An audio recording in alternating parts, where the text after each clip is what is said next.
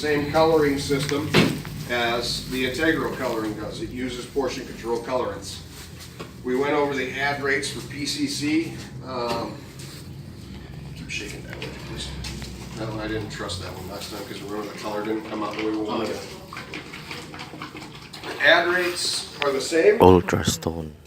But you do need to adjust a tiny bit because of the fact that when you're adding these colors to the bag mix, you're adding it to something that has a white base. Thin finish, micro finish, texture pave all have Portland Type 2 white cement.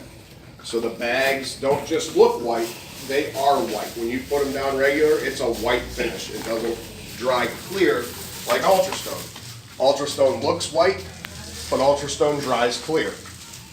So it's only white in the jug. So when you're adding your colorant to it, you don't need to add as much. If you add 8 ounces of color exactly to a bag of thin finish, and you add 8 ounces exactly to 1 gallon of Ultrastone, your Ultrastone color is going to be a little bit darker because you don't have the offsetting white base that you have in the bag mixes. So just adjust it by a tiny little bit. It takes some playing with, but it's less than a half an ounce that you're going to adjust. Now, these add rates are going to be per 1 gallon container of undiluted Ultrastone. We're going to dilute Ultrastone with water to make it flow. Ultrastone, the way it works is that it carries the pigments in the PCC from your high points to your low points. And you'll see different colors come out as the heavy colors tend to settle on the bottom and the light colors tend to stay closer to the top. That is the beauty of Ultrastone. You could use it the same way almost as reflector, that it's never going to be exactly the same. I don't know on that board where my reds and yellows are going to be compared to my blacks and my browns and my grays. I can't look at it and physically say every single time I spray this color on here it's going to be like this, like this, like this, like this. And that's again because we're trying to replicate nature. Nature is random. So you're going to add your pigment to your Ultrastone and then add your water. Dilution rates vary. I always like to start at 3 parts water to 1 part Ultrastone with pigment. You can go up higher. When I was in India, our Ultrastone dried so fast and looked so bad that we had to dilute it all the way up to 8 parts water, 1 part Ultrastone to get it to flow the way we wanted it to. You cannot let Ultrastone dry very quickly. If you let Ultrastone dry very quickly, you don't get the flow and it ends up looking really splotchy. You'll just have pigments everywhere. They don't separate, they don't flow, and it doesn't look right. So if you have to, if you're doing it and it's hot outside, you need to make sure that you are allowing it to dry at a decent rate. Something that can affect that is if you're doing, like say, a driveway and half of it's in the shade, half of it's in the sun, they're going to be 2 different looks. The side that's in the shade is going to dry slower than the side that's in the sun. The side that's in the sun is going to dry much quicker within a couple seconds. Again, it's water based, so the water is evaporating out, and that's how Ultrastone is drying. So you might need to put the sun side down at 8 parts water to 1 part Ultrastone, and put the shade side down at 4 parts water, 1 part Ultrastone. Okay, it takes some practice of getting used to knowing which one you need to do. Coverage rates on this 1 gallon is going to make, at my dilution rate, it's going to make 4 usable gallons. So this 4 liters is going to give me 16 liters because I'm going to add 12 liters of water. That's going to give me per 4 liters, I'm going to get, depending on my surface, I'm going to get roughly 23 to 27 square meters per usable 4 liters. Okay, so this container, if you're diluting it out 3 to 1, should end up giving you close to, if not more than, 120 square meters because you're going to have 16 liters once you dilute it out. We're going to start out using a couple different colors. You can mix the colors, you can blend the colors, you can do whatever you want. I'm going to kind of do a little mixture of colors on that board. So I like charcoal and chocolate put together. Gives it a nice little slate look. That one we're going to do desert beige in the center. We're going to do a chocolate border. And then I might add some chocolate highlights and show you guys how you can get different color flows and highlight the veins of the rock. Then we're going to come over here. We're going to take our straight edge again. We're going to cut our planks into our wood. Then we're going to cut our cross joists. We'll add some nail holes. Then we're going to come through. We're going to rub brick all the top down using a rub brick. A rub brick is just a carbide brick basically that we use to knock down the high points in the thin finish. We're doing two things there. A, we're knocking down any parts that are going to be sharp, like you were walking on. And B, when we do that, we're making it flat, and it accepts the stain better when it's flat. Things that are pointed, stain tends to flow off, whereas if it's flat, you have a surface for the stain to remain. We're going to brush on stain on this one to highlight the grains of the wood. We're going to use a darker color, probably going to use chocolate to highlight those because it's a nice dark rich brown color. And then I'm going to do what's called a wash over this one. Those we're not going to wash, those we're going to color. The wash I'm going to use a lighter color and I'm going to spray it just enough to get it on the surface, but I'm not going to be puddling it in spots like I will over here. All I'm doing is I'm trying to blend the light brown that we have here with the dark brown that we're going to use for the highlights. I'm going to use a gray wash. I like the gray wash. It gives it kind of an old, rustic, antique wood look. Could you use any other color you wanted? Sure. When I was in Uganda, we did two wood planks. I did one like this, and they want me to do another one. They have a desk that's sitting right next to the training area, and it's red. The wood is red. And I'm like, red wood? What the hell? And they're like, well, all our wood looks like this. Can you match it? I'm like, okay. So I just threw some colors together, and I'll be damned if that board didn't match that desk. They were pretty happy with it. So replicate whatever your wood looks like here.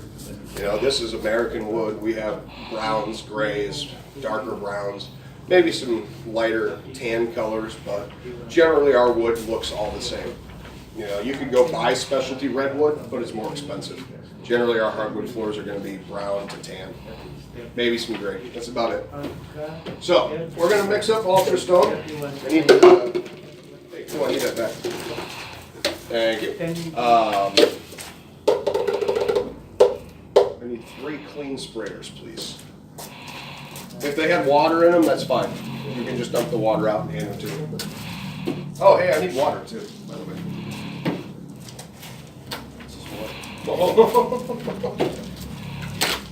Who glued my? Somebody glued that thing. This was glued to the surface. Okay, so we're going to be 8 to 32. Hey guys, what's up? Alright, so again, you're going to want to make sure that you measure everything exactly. I know what kind of colors I'm looking for, so I'm kind of just going to dump them in there.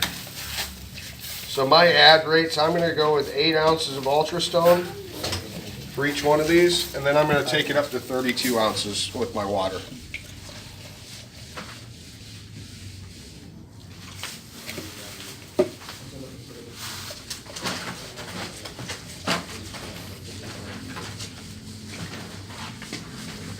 All right. Can I have a rag, please? All right, Ultra Stone's one other purpose. You can use it, dilute it out. I need a rag, please. 1 part Ultra Stone, 1 part water. To use it as a protective light sealer for, say, like over a weekend. If you get done with your job, but you haven't had a chance to color it yet, it's Friday, it's 5 o'clock, it's time to go home.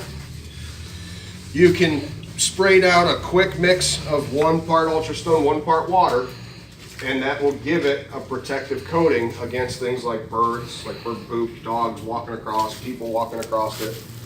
When you come back on Monday, you can mix up your Ultra Stone with your color and spray it right on top of that. It'll accept the color, no problem. If you were to put a solvent-borne sealer on that surface to protect it while you were gone, you come back and you try to put Ultra Stone on it, it's not going to accept the color. It'll just wash off.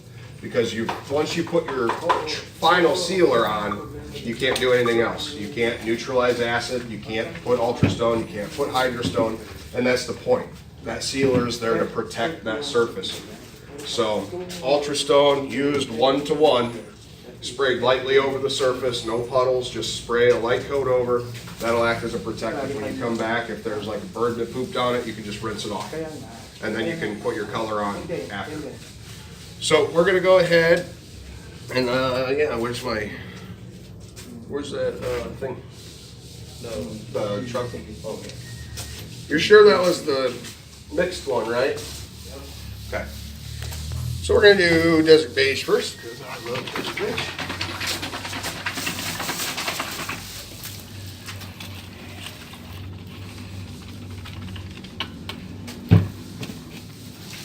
I'm gonna add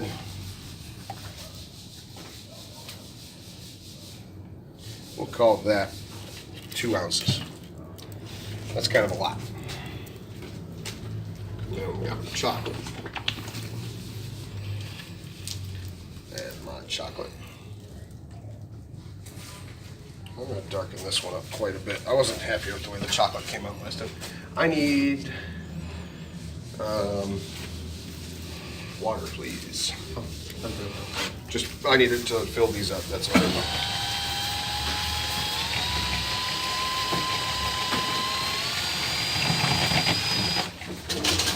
Okay, Desert Beige.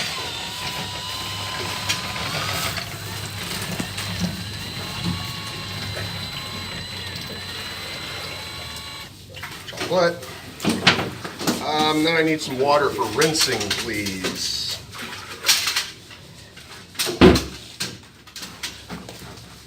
And then I need my bucket of water for rinsing. Okay. Here, please. Okay, so I got that done. I just give it a quick mix. It's a liquid into a liquid. It's not like I'm adding it to a bag where I need to make sure it's fully incorporated. Then I'm gonna pour more liquid in on top of it. So it's getting a mix as it goes anyways, because when I pour this in, it's going straight to the bottom because I'm dumping a mass amount in there, and it's just making a vortex of it. So I'm gonna go ahead and take it all the way up to 32, which is right there. And I'm going to do the same on this one. Take that all the way up to 32.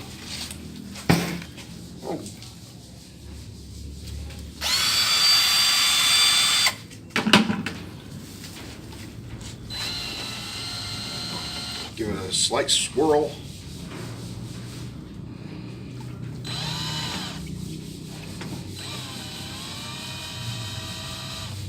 Try not to make too much of a mess. Rinse it off, please. Okay, we're gonna get our sprayers. We're gonna try not to make a mess. It's gonna happen anyways, because I like making messes. See, told you. Like Nostradamus over there.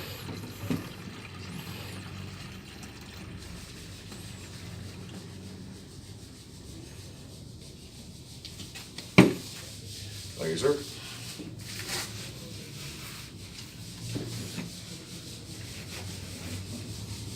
You could obviously be less messy doing this, just get a funnel. Me, I don't have time for funnels.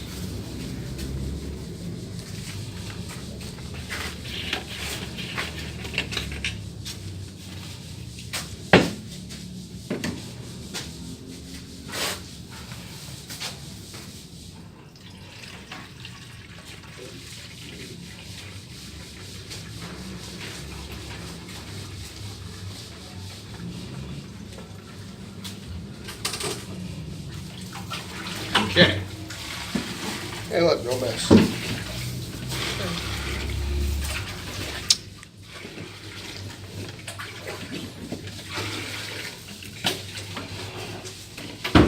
Now, Ultrastone is probably the most forgiving of the stains in terms of spills. If I spill it on like my customer's concrete or on my overlay, I can go back and I can spray onto my overlay and I can blend that spot that I dripped on the concrete. I can spray it with water right away. If I do it right away, I can get rid of it. The other two that we're going to get into, I'll mention Chemstone and why we don't have it here. And then I'll show you Hydrostone, which is a dye stain. Both of those, if you drip spots, they're gonna be there permanently. You can't rinse them back off, you can't move them because they're different types of stains. This is a topical antiquing stain, it's waterborne. The other two are gonna be solvent-borne dye stain, and then also an acid stain. And those will both just leave spots. You can hold that one for me. Okay, so we're gonna go down to our stamp.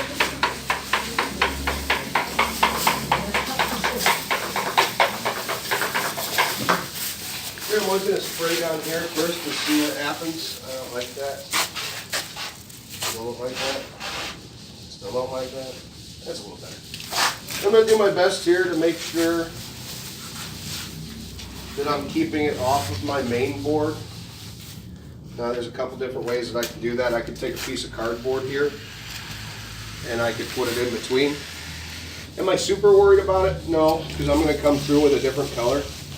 Yeah, if you don't want to get dirty, I would stay away from me today a little bit. Today's a little bit messier of a day between stains and splatter textures and broadcasting and all kinds of fun stuff like that.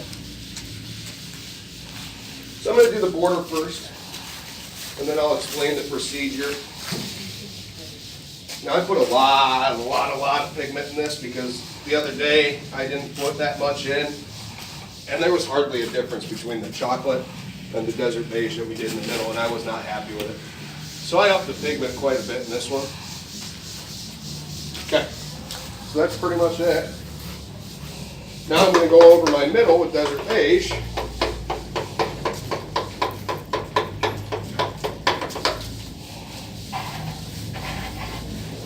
First things first, I'm going to get these spots along the edge where I might have had a little bit too much charcoal or chocolate.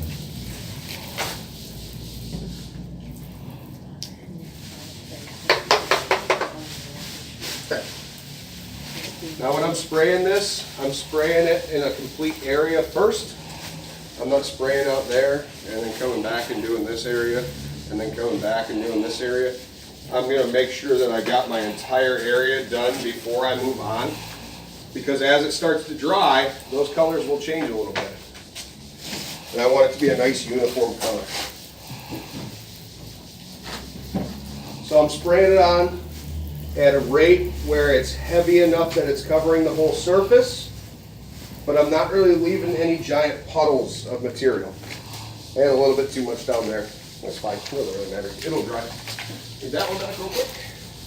So then what I can do, I could leave it like this, let it do its thing, let it flow, and when we come back and it's dry, you'll see these areas where it's deeper will be darker. The darker colors will settle out, the higher areas will be yellows and oranges and stuff. But I'm going to come through and I'm just going to kind of highlight some of my veins on here.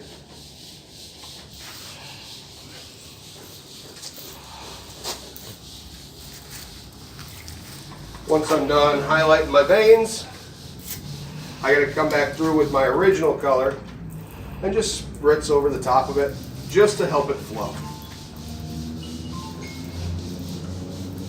You'll see a difference in the areas, even though I went back over it with my original color. You'll see a difference in those areas.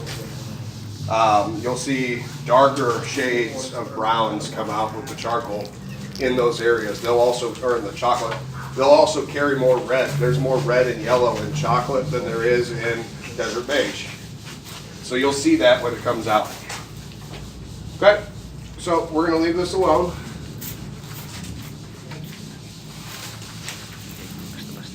And we're going to let this go and dry, do its thing. Time frame wise, I don't know. As long as it takes the water to evaporate out of it. But we don't want to accelerate that process. I'm not going to go just throw a fan on it right now. 20 minutes down the road, I'll probably toss a fan on it. Because some of the darker areas, they're going to have too much pigment there, and I'm going to want them to dry a little quicker. Now, can I come back with a rag? Hang on one second.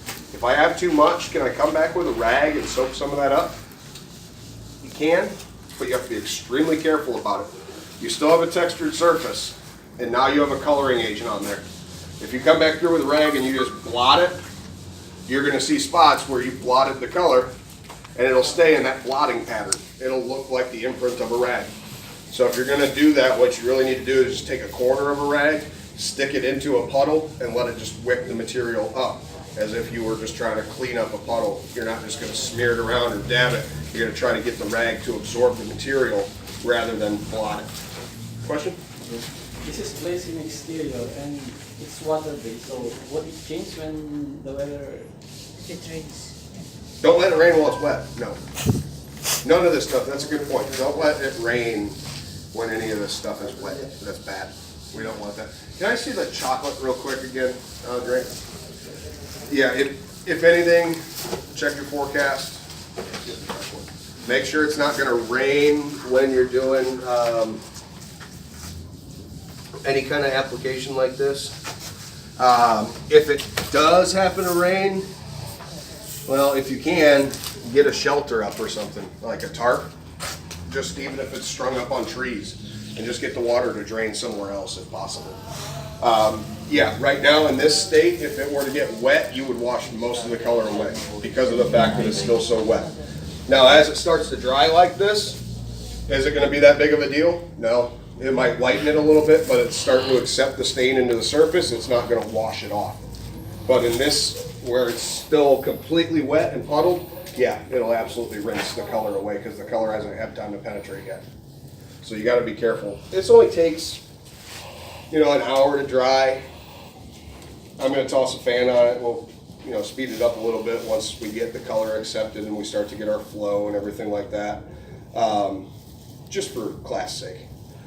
Outside, let it dry naturally as best as possible. Between sun, wind, air movement in general, it's going to dry quicker than you think it is. And that's not really always a good thing. You need to keep an eye on that. Like I said, when I was in India, it was drying within 30 seconds to a minute on my board because of how hot it was.